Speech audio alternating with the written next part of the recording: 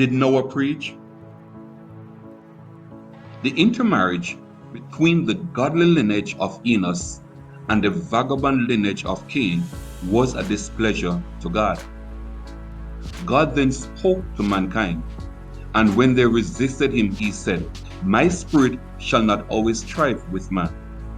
The word strive means to contend, fight, wrestle.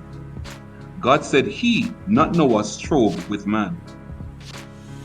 Attesting to the fact that it was God, not Noah, who preached or warned anyone, Peter said, Jesus being put to death in the flesh was quickened by the Spirit, by which also the same form he was in when he went and preached unto the spirits in prison. These were the ones which sometimes were disobedient when once the long suffering of God waited in the days of Noah, while the ark was being prepared.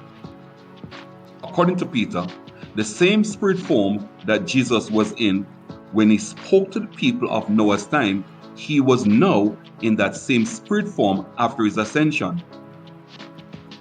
It was the long suffering of God, not Noah's, that waited on the people while Noah was building the ark.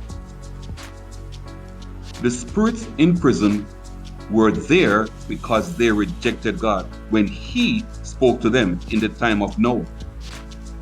What about the 120 years?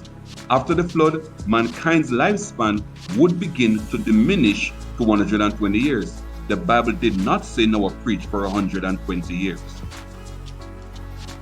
Noah himself was faced with God's judgment, but Noah found grace in the eyes of the Lord. Therefore the Lord said, "Come thou and all thy house into the ark, for thee have I seen righteous before me in this generation."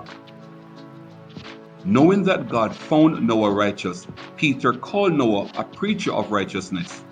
In the same way, Abel was considered a prophet, that the blood of all the prophets which was shed from the foundation of the world may be required of this generation from the blood of Abel.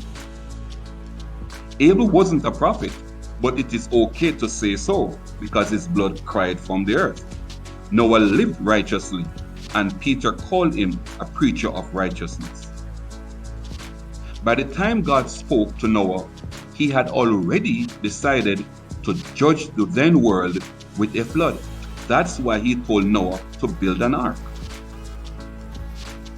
In the entire flood narrative, not once did God tell Noah to preach or warn anyone. God himself did that.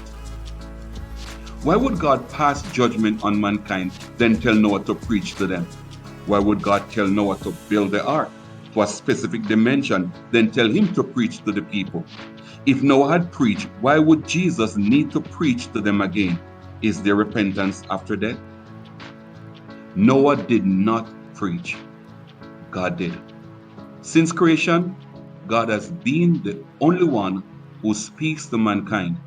God's first national messenger was Moses, not Noah. Oh, and remember, Noah selected the animals by sevens, not twos.